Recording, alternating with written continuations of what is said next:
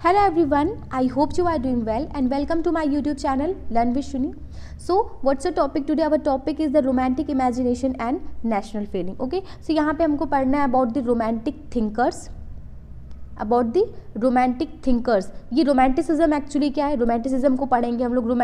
ये एक्चुअली है क्या, रोमांटिक इमेजिनेशन की यहाँ पे जो बात हो रही है वो सारी चीज़ें पढ़ेंगे. सो यहाँ पे देखिए नेशनलिज्म को जोड़ा जा रहा है रोमांटिक इमेजिनेशन से.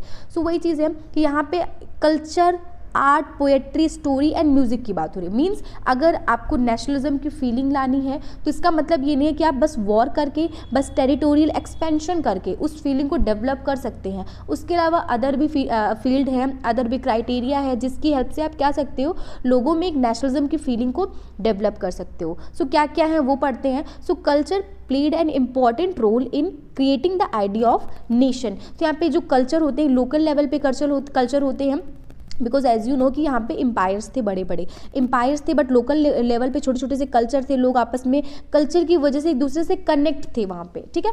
सो वो जो कल्चर है बेटा, वहाँ पे उसका एक अच्छा रोल हो सकता है कि वो एक नेशनलिज्म की फीलिंग को डेवलप कर सके. तो कल्चर में क्या क्या आ जाएगा, लाइक आर्ट एंड पोएट्री, क्योंकि कुछ लोगों की कॉमन आर्ट होती हैं, कॉमन पोएट्रीज होती हैं. आप लोगों ने हिस्ट्री में पढ़ा होगा, एंशियंट हिस्ट्री में, जैसे हम लोग कैसे पोट्रीज जो होती थी, पोट्री को हम लोग देख के समझ जाते थे कि हाँ ये वाले जो इस सिविलाइजेशन से बिलोंग करते हैं, ये इस सिविलाइजेशन से बिलोंग करते हैं. सो वहाँ पे पोट्रीज को देख लेते थे. सो यहाँ पे वही चीज़ें हैं कि यहाँ पे लोग जो लोकल लेवल पे होते थे वो एक ही तरह का कॉमन चीज़ें यूज़ करते थे. चाहे वो आर्ट हो, चाहे वो पोइट्री हो, चाहे वो स्टोरीज हो, चाहे वो म्यूज़िक हो, कोई भी चीज़ें होती थी वो आपस में एक दूसरे से कनेक्ट थे. तो अगर उन चीज़ों को बेसिस बना के हम यहाँ पे उनमें नेशनलिस्ट की फीलिंग को डेवलप करें तो वही एक तरह से हो जाएगी बेटा रोमांटिसिज्म.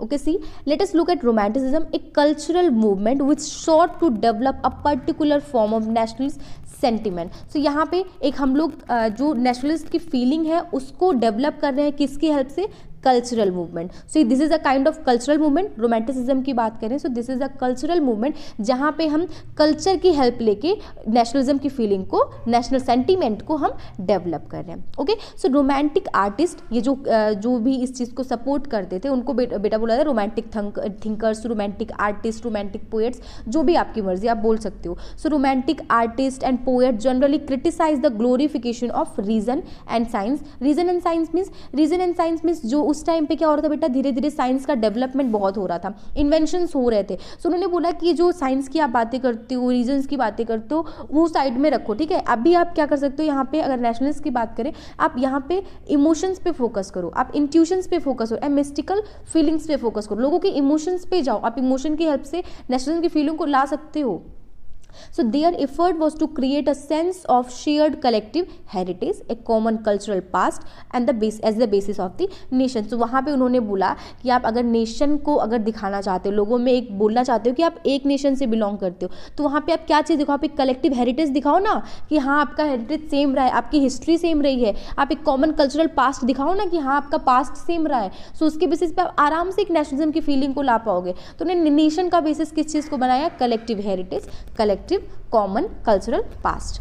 ओके. तो यहाँ पे एक फिलोसफर की बात हुई है, वो द रोमांटिक फिलोसफर थे, जर्मनी के थे ये. क्या नाम था, जॉन गॉटफ्राइड हर्डर. इन्होंने क्या बोला, इन्होंने बोला अगर आपको जर्मनी का कल्चर देखना है, ट्रू जर्मन कल्चर, अगर आपको ट्रू जर्मन कल्चर देखना है तो आप कहाँ पे उसको देख सकते हो, आप वहाँ पे उसके कॉमन पीपल में देख सकते हो. ऑब्वियस सी बात है, अगर आपको किसी प्लेस का कल्चर देखना है तो आप उसको वहाँ के कॉमन पीपल में देख सकते हो वहाँ के. ठीक है. सो दैट इज, उन्होंने कॉमन पीपल के लिए क्या बोला यहाँ पे, डैश वॉक. क्या वर्ड, क्योंकि जर्मनी में उन्होंने अपनी लैंग्वेज में बोला होगा, तो कॉमन पीपल के लिए डैश वॉक वर्ड था.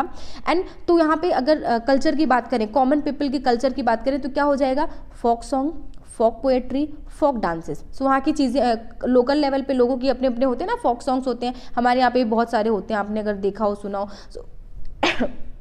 सो फोक सॉन्ग्स हैं, फोक पोएट्रीज हैं, फोक डांसेज हैं. फोक डांसेज तो डेफिनेटली आपने देखा ही होगा बहुत सारे लोकल लेवल पे. सो वो सारी चीज़ें होती हैं. तो इस फीलिंग से आप क्या कर सकते हो, वहाँ की जो ट्रू स्पिरिट ऑफ नेशन है, ट्रू स्पिरिट ऑफ नेशन को पॉपुलराइज कर सकते हो. किसने बोला था ये, नाम याद रखिएगा, German philosopher, what their name, John Gottfried हर्डर. Okay. इन्होंने क्या बोला कि आपको अगर जर्मनी का कल्चर देखना है तो आप वहाँ के कॉमन पीपल में देखिए, वहाँ के फोक डांसेस देखिए, फोक पोएट्री देखिए, फोक सॉन्ग्स देखिए. ओके.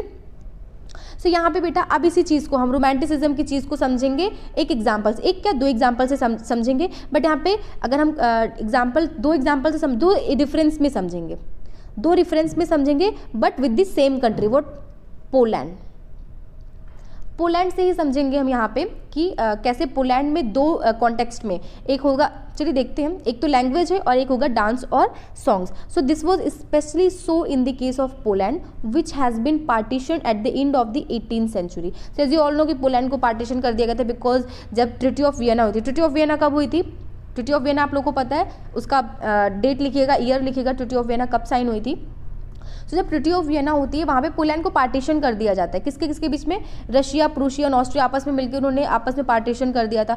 सो वो अब एक इंडिपेंडेंट टेरिटरी नहीं रह गई थी, that was no longer existed as an independent territory, ठीक है। सो अब इंडिपेंडेंट नहीं रह गई, लोग अब अलग अलग एम्पायर में आ गए, कुछ पार्ट अलग एम्पायर में, कुछ पार्ट अलग एम्पायर में, सो लोग यहाँ पे डिवाइड हो गए, ठीक है। बट स्टिल जो एक नेशनल फीलिंग्स थी उनके अंदर, एक नेशनल फीलिंग थी, वो अभी भी जगी हुई थी। सो किसकी हेल्प से वो जगी हुई थी? That was alive through music and language.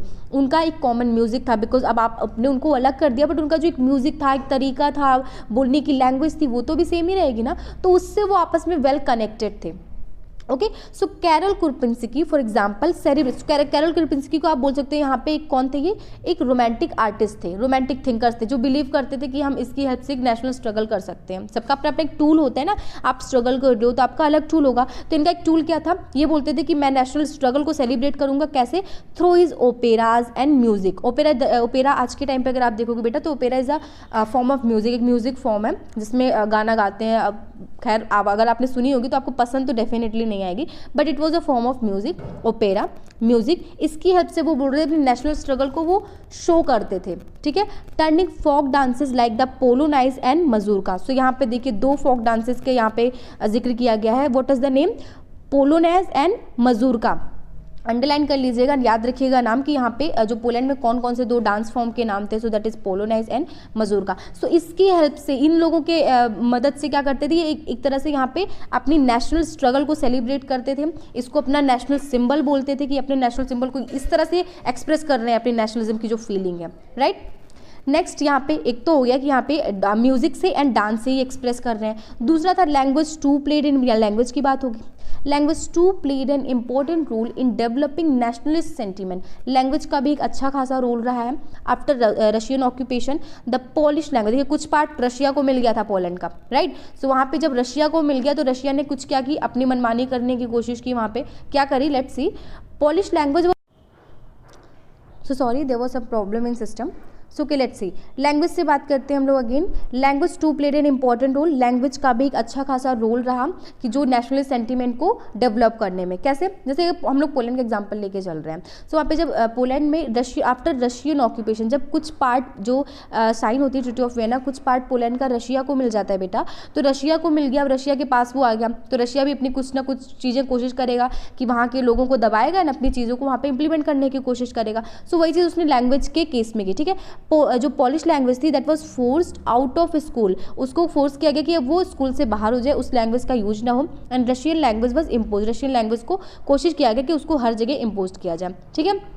इसी के लिए in 1831 an armed rebellion against Russian rule took place which was ultimately crushed. So 1831 में जो रशियन का ये तरह से आप बोल सकते हो कि जो फोर्सली आप इम्प्लीमेंट करा रहे हो लैंग्वेज, इसके अगेंस्ट में वहाँ पे रिवोल्ट हुआ।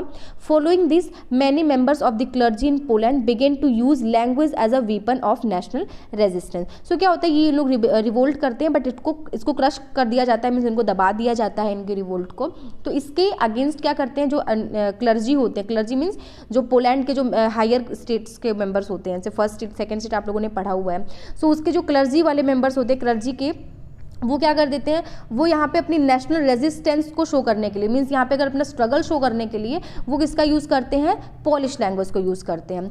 Polish was use for church gathering, अपने चर्च गैदरिंग में वो पॉलिश लैंग्वेज को यूज़ करते हैं। एंड ऑल रिलीजियस इंस्ट्रक्शन, कोई भी रिलीजियस इंस्ट्रक्शन देनी होती थी कि क्लर्जी, आपको पता है क्लर्जी प्रिस्ट होते थे, प्रिस्ट ग्रुप होते थे, तो वो रिलीजियस इंस्ट्रक्शन देते थे। सो यहाँ पे वो उसके लिए किसका यूज़ कर रहे हैं, पॉलिश लैंग्वेज का यूज़ कर रहे हैं। As a result a large number of priest and bishops were put put in jail or sent to Siberia by the Russian authorities. So इसके अगेंस्ट उनको जेल भेज दिया जाता है as a punishment for their refusal to preach in Russian, क्योंकि वो Russian language में नहीं पढ़ा रहे हैं ना, वो किस लैंग्वेज में पढ़ा रहे हैं, वो पॉलिश लैंग्वेज में पढ़ा रहे हैं। So the use of Polish came to be seen as a symbol of the struggle against Russian dominance. So here you can see कि यहाँ पे एक लैंग्वेज को बेसिस बना के आप कैसे अपने जो स्ट्रगल है उसको कर रहे हो ना। सो यहाँ पे देख रहे हो कि romanticism is all about the cultural movement, कि यहाँ पे आप कल्चर को बेसिस बना के आप अपनी नेशनल सेंटीमेंट को क्या कर रहे हो, शो कर रहे हो, right.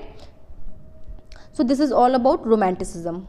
No next topic is hunger, hardship and popular revolt. So इसको समझने से पहले हम लोग समझते हैं कि हमने इससे पहले पढ़ा था 1830 टू 1848 का एरा, जो हमने रिवोल्ट वगैरह का पढ़ा था। पूरा रिवोल्ट जिस टाइम पे होते हैं, बहुत सारे रेवोल्यूशन होते हैं, वो उसमें हमने 3 एग्जाम्पल पढ़ा था। जुलाई अपहेवल हुआ था, उसमें क्या होता कि जो 1830 में हुआ था, इसमें हमने देखा था कि जो मोनार्किकल सिस्टम था फ्रांस में, मोनार्किकल सिस्टम को हटाया नहीं गया था, वहाँ पे एक तरह से कॉन्स्टिट्यूशनल मोनार्की ला दी गई थी। लुइस फिलिप तो बॉर्बन डायनेस्टी, यहाँ पे कंजर्वेटिव ने जो ला के बैठाया था, कंजर्वेटिव ने जो 1815 में गवर्नमेंट ला के बैठाई थी, बॉर्बन डायनेस्टी, बॉर्बन किंग जो थे हमारे, उनको ला के जो बैठाई थी, उसको क्या करते हैं, जो लुइस फिलिप थे उनको उनकी पावर्स को कम कर दिया जाता है, ठीक है। वो सब देखा था हमने जुलाई अपहेवल में।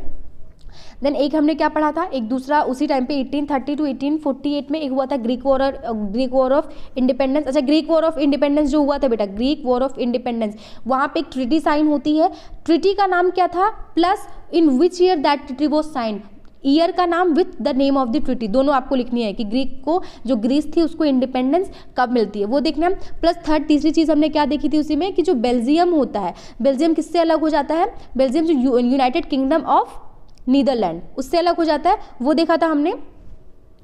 सो यहाँ पे 3 चीज़ें देखी थी हमने 1830 टू 1848 के टाइम पे कौन से सारे रेवोल्यूशन होते हैं। सो यहाँ पे हमको देखना है कि जो 1830 का पीरियड था, वहाँ पे कुछ कंडीशन चल रही थी, कुछ हार्डशिप चल रही थी, वहाँ पे हंगर जैसी कंडीशन आ गई थी, हार्डशिप कंडीशन आ गई थी, जिसकी वजह से 1-2 रिवोल्ट हुए थे। सो उनको हमें यहाँ पे डिस्कस करना है। So the 1830s were year of a great economic hardship in Europe. The first half of the 19th century saw an enormous increase in population all over the Europe.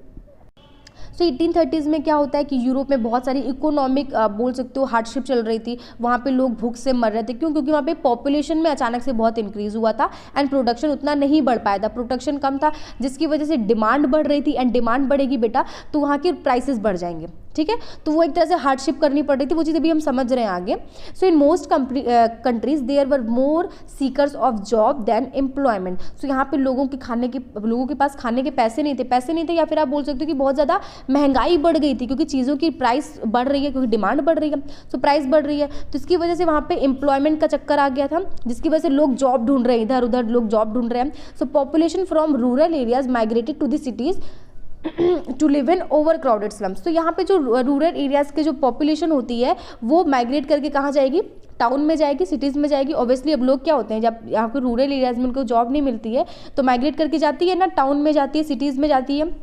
अब क्या होने लगा, सिटीज़ में अब वहाँ पे स्लम्स बन गई, वहाँ पे लोग अब ज़्यादा लोग चले जा रहे हैं तो स्लम बस्ती बन जाती एक तरह से। सो वहाँ पे जो स्मॉल प्रोड्यूसर, अब वहाँ की कंडीशन देखते हैं, टाउन में क्या कंडीशन थी। So small producer in town were often faced with stiff competition from imports of cheap machine made good with from England. So वहाँ पे देखिए टाउन में तो अलग ही सीन चल रहा है। टाउन में क्या चल रहा है कि वहाँ के जो प्रोड्यूसर हैं, कुछ जो प्रोड्यूस कर रहे हैं, उनको कंपटीशन फील करना पड़ रहा है। किससे कंपटीशन फील करना पड़ रहा है बेटा, कंपटीशन उनको फील करना पड़ रहा है जो इंग्लैंड से। इंग्लैंड में इंडस्ट्रियलाइजेशन हो गया था, एज यू ऑल नो कि इंग्लैंड में पहले होता है industrialisation as a compare to France and other Germany like state, okay. उन सब में लेट होता है, अराउंड 50 ईयर्स थोड़ा लेट से होता है। तो वहाँ पे तो हो गया था इंग्लैंड में इंडस्ट्रियलाइजेशन। सो वहाँ पे मशीन से बन रही थी चीज़ें, मशीन से बन रही थी तो सस्ती बन रही थी, यहाँ पे तो महंगी बनेंगी, तो उनसे उनको एक कॉम्पिटिशन फेस करना पड़ रहा था, राइट।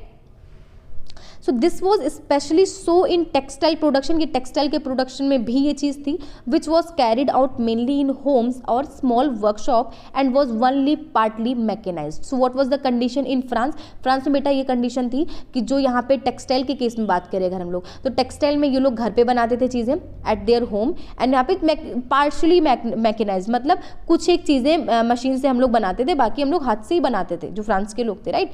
सो यहाँ पे कुछ एक चीज़ें ही बनाती थी। सो यहाँ पे उनको ज़्यादा कंपटीशन फेस करना पड़ रहा है जो ब्रिटेन से मशीन से टोटली मशीन से बन के आ रही हैं।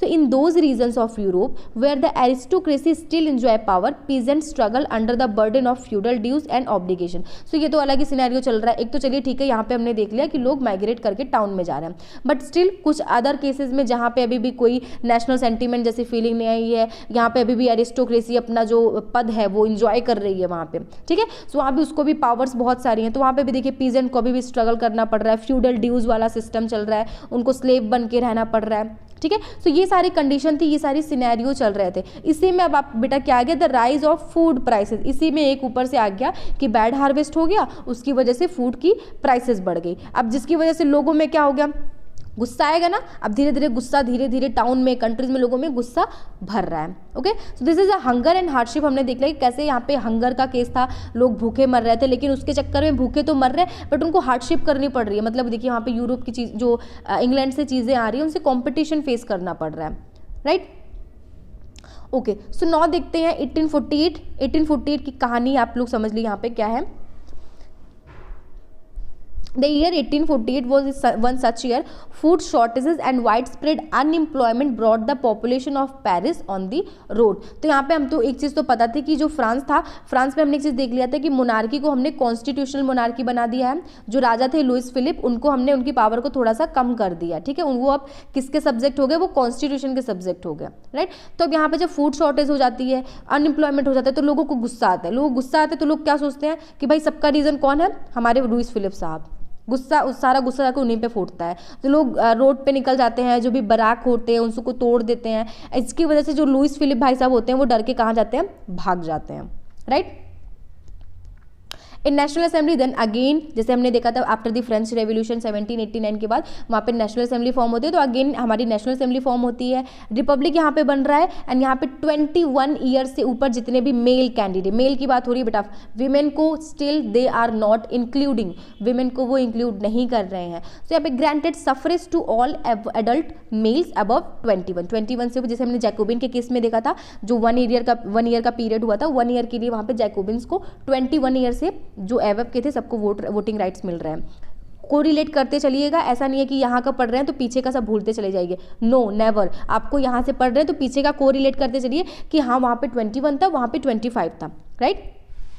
And guaranteed the right to work. So क्या क्या होती है यहाँ पे देखिए, एक तो नेशनल असेंबली बन रही है, रिपब्लिक गवर्नमेंट बन रही है, सबको 21 से ऊपर जितने भी मेल हैं सबको राइट टू वोट मिल रहा है, प्लस राइट टू वर्क मिल रहा है। यहाँ पे राइट टू वर्क की गारंटी दी जा रही है, क्योंकि यहाँ पे आपने देखा कि कैसे हार्डशिप करना पड़ रहा है, लोगों को जॉब नहीं मिल रही है, तो यहाँ पे राइट टू वर्क का एजेंडा उन्होंने दिया। एंड नेशनल वर्कशॉप खोले गए जहाँ पे एम्प्लॉयमेंट के बारे में सिखाया जाएगा कि कैसे एम्प्लॉयमेंट को दिया जाए, उसके बारे में चीज़ें डिस्कस। वर्कशॉप क्या होता है, डिस्कस की जाती है ना कोई पर्टिकुलर पॉइंट को लेकर, चीज़ों को लेकर। ओके, सो इन 1845 की एक कहानी है बेटा, वो देखते हैं। 1845 में क्या होता है, जो वीवर्स होते हैं, सिलेशिया बेटा आपका प्रूशियन एम्पायर में था, प्रूशियन एम्पायर सिलेशिया था, वहाँ पे रिवोल्ट होता है। क्यों रिवोल्ट होता है कि वहाँ के जो कॉन्ट्रैक्टर्स होते हैं वो रॉ मटेरियल, वीवर्स को रॉ मटेरियल सप्लाई करते थे एंड वहाँ से उनको ऑर्डर देते थे कि आप फिनिश प्रोडक्ट बना के दो, फिनिश टेक्सटाइल बना के दो, ठीक है।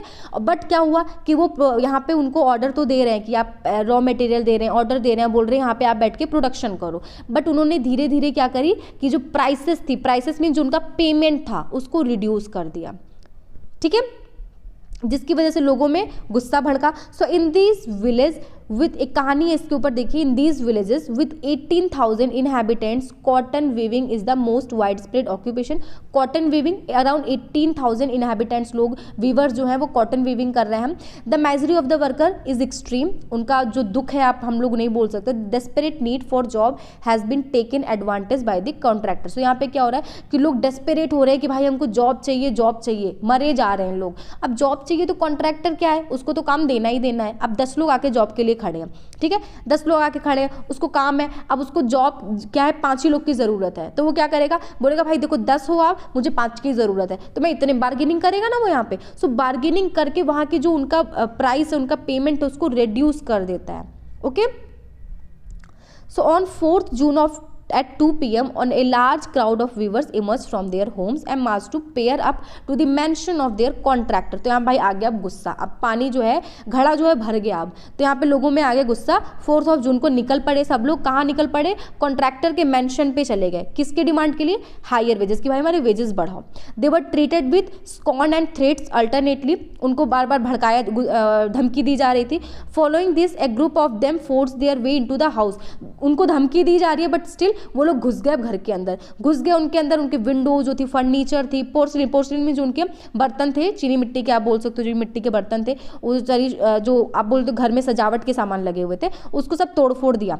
ठीक है, उनके स्टोर हाउस को तोड़ दिया, प्लंडर लूट लिया, उनके स्टोर जो भी घर जो उनकी स्टोर हाउस थे वहाँ पे जो सामान थे उसको लूट के लेके चले गए। And which they tore to shred, तो यहाँ पे जो क्लॉथ्स थे, क्लॉथ भी जो उनके सप्लाई के लिए रखे हुए थे क्लॉथ, उसको जाके फाड़ दिया, चीर दिया, मीन्स पूरा तहस नहस कर दिया। ठीक है, अब भाई कॉन्ट्रैक्टर्स डर गए, अब डर के क्या करेंगे? जैसे लुइस फिलिप ने क्या किया था, भाग गए थे, अब ये भी भाग गए अपनी फैमिली के साथ, ये भी भाग गए, विलेज टू विलेज इधर उधर वो भाग रहे थे। ठीक है, तो वो इतनी कहानी हो गई।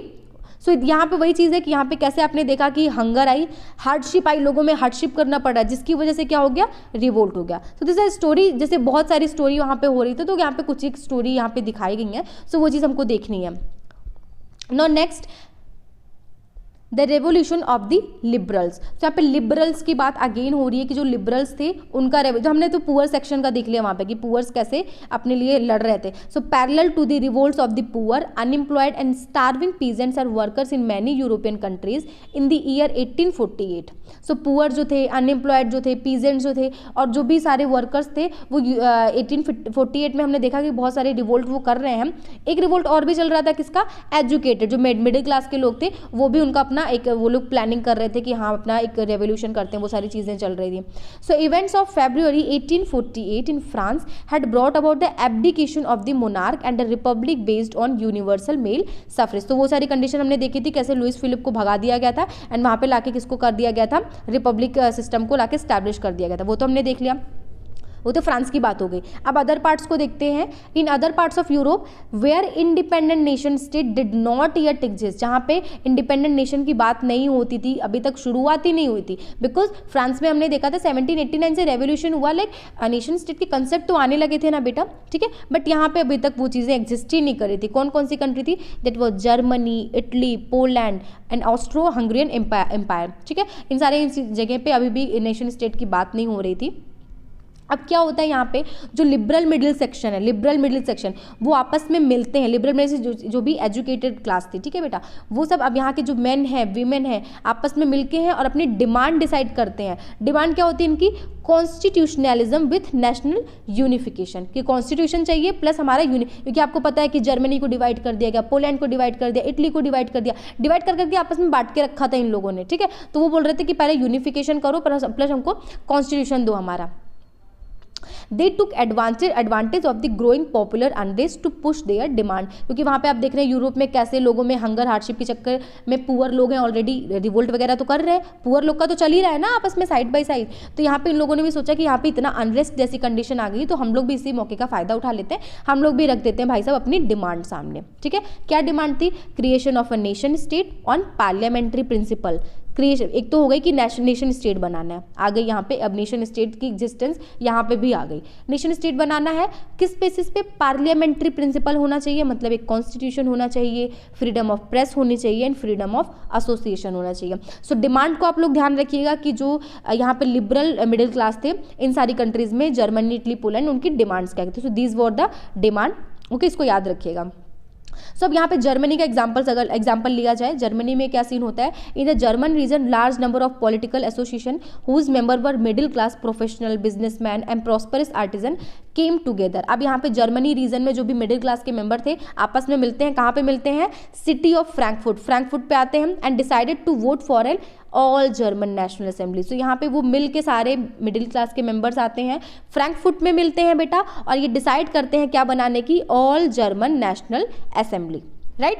सो अभी तो उन्होंने डिसाइड कर दिया। अब on 18th of May 1848 831 elected representative march, तो यहाँ पे 831 मेंबर चुन के आ गए यहाँ पे। और किसकी तरफ ये मार्च करते हैं? March in a festive procession to take their place at the Frankfurt parliament. Frankfurt एक पार्लियामेंट है फ्रैंकफर्ट में, वहाँ पे अपनी प्लेस लेने के लिए, भाई ठीक है हम इलेक्ट होके आ गए, हमको अपनी प्लेस लेनी है, जाके वहाँ पे हमको बैठना है कुर्सी पे हमारी, तो उसके लिए निकलते हैं। कहाँ पे था ये church of saint Paul church जो था वहाँ पे ये था, ठीक है।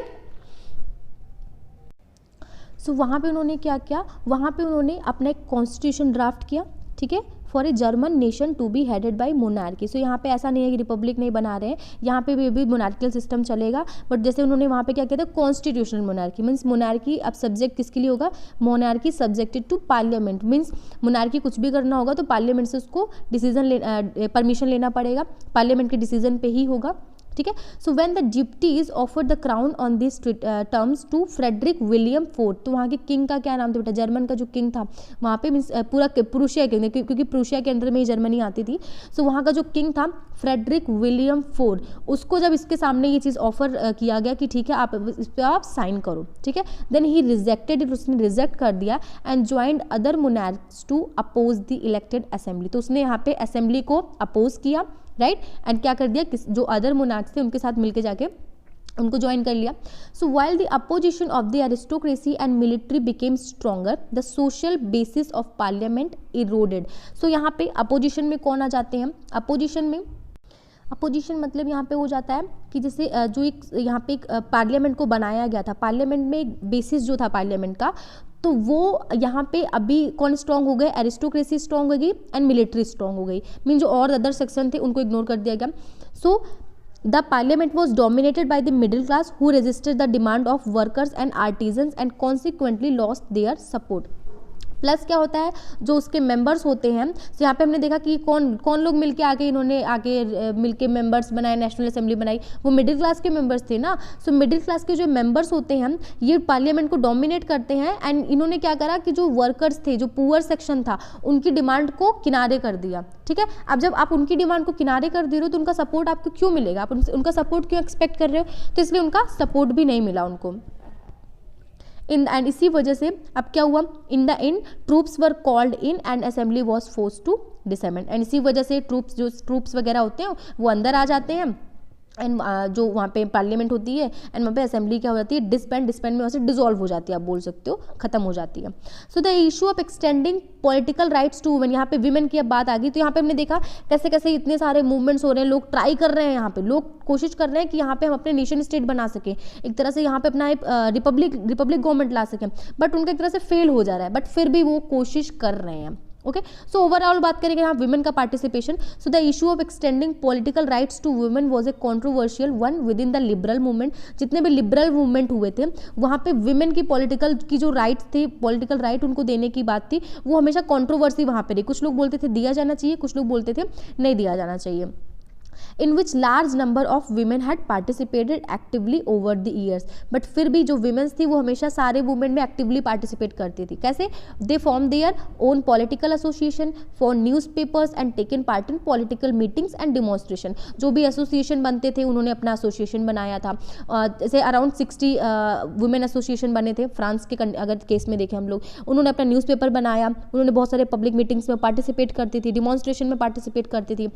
Despite this they were denied suffrage right. So again यहाँ पे वही चीज़ है कि वो इतना पार्टिसिपेशन उनका है, वो इक्वल पार्टिसिपेट कर रही है, बट उनको सफरेज राइट, उनको वोटिंग राइट्स नहीं मिल रही है। ठीक है, when the Frankfurt parliament convened in the church, women were admitted only as observer to stand in the visitor gallery. So again देखिए यहाँ पे जब जर्मनी में हम देख रहे हैं कि फ्रैंकफर्ट पार्लियामेंट में बुलाया जाता है सभी को सेंट पॉल चर्च में, सो वहाँ पे भी अगेन वीमेन को एज अ इन्फीरियर देखा जाता है, उनको बस एज अ विजिटर देखा जाता है कि आप यहाँ पे आके ऑब्जर्वर की तरह आके खड़े हो एंड चले जाओ, उनको कोई पॉलिटिकल राइट्स नहीं दिए जाते हैं। Okay, so this is all about women. अब यहाँ पे बात करते हैं पूरी जितना अभी हम लोगों ने पढ़ा। सो दो conservative forces were able to suppress liberal demands, movement, liberal movement in 1848। So यहाँ पे देख रहे हैं कि कैसे जो कंजर्वेटिव फोर्सेस थे, जो 1815 में हमने फ्रांस के केस में देखा था कि 1815 में कंजर्वेटिव फोर्सेस आ जाती हैं, तो कैसे उन्होंने जो भी लिबरल मूवमेंट्स हुए सारे, उसको कैसे इन्होंने सप्रेस कर दिया, ठीक है, सप्रेस कर दिया, but still they could not restore the old order. But यहाँ पे फिर भी उसके बावजूद कि उन्होंने सप्रेस तो कर दिया, बट इसका ये मतलब नहीं कि उन्होंने ओल्ड ऑर्डर को वापस से रिस्टोर कर दिया। Monarchs were beginning to realise that the cycle of revolution and repression could not only be ended by gaining concession. वो अब ये समझ चुके थे, जो मोनार्क थे, राजा थे, अब ये समझ चुके थे कि रेवोल्यूशन और रिप्रेशन की जो साइकिल है कि हम वो रिवोल्ट कर रहे हैं, हम उनको रिप्रेस कर रहे हैं, वो अगेन रिवोल्ट कर रहे हैं, हम उनको अगेन रिप्रेस कर रहे हैं। इसकी जो एक साइकिल चल गई है ये तभी खत्म होगी जब हम कुछ कंसेशन देंगे उनको, मीन्स हम अपना एक जो पुराना ऑर्डर है उसमें कुछ कंसेशन देंगे, उनको भी कुछ राइट देंगे, ठीक है। Hence in the years after 1848, इसलिए 1848 के बाद जो मोनार्की गवर्नमेंट होती है सेंट्रल एंड ईस्टर्न यूरोप की, वो क्या करती है, कुछ ना कुछ चेंजेस इंट्रोड्यूस करती है एंड यहाँ पे लोगों को राइट्स देने लगती है, ठीक है, कुछ छूट देने लगती है, जिसकी वजह से क्या होता है कि वहाँ पे लोगों को भी लगता है कि हाँ हमारे राजा जो हैं मोनार्क हमारे लिए भी कुछ कर रहे हैं, हम भी कुछ हैं यहाँ के लिए, ठीक है। जैसे उन्होंने क्या किया, serfdom and bonded labour were abolish, तो उन्होंने सर्फडम को, जो स्लेवरी वाली सिस्टम थी, बॉन्डेड लेबर वाली सिस्टम थी, उसको एबॉलिश कर दिया, both in Habsburg dominion and Russia में एंड हैब्सबर्ग डोमिनियन में इस चीज़ को एबॉलिश कर दिया। And the Habsburg ruler granted more autonomy to the Hungarians in 1867। So यहाँ पे जो हंगरी के जो लोकल लोग थे उनको 1867 में ज़्यादा ऑटोनॉमीज दी जाती है। ओके सो ओके, ये था हमारा 1830 टू 1848 तक की रिवोल्ट की कहानी, ठीक है। नेक्स्ट हम लोग जर्मनी एंड इटली, जो भी सारी कंट्रीज़ होती हैं कैसे आपस में यूनिफाइड होती हैं, कैसे वो एक कंट्री फॉर्म हुई हैं, वो सारी स्टोरी हम लोग देखेंगे, ठीक है। सो आज के लिए इतना ही। अगर वीडियो पसंद आई हो देन मेक श्योर आप उसको लाइक करें एंड चैनल को अगर सब्सक्राइब नहीं किया है देन सब्सक्राइब करिए एंड बेल आइकन को दबा दीजिए and okay, thank you class.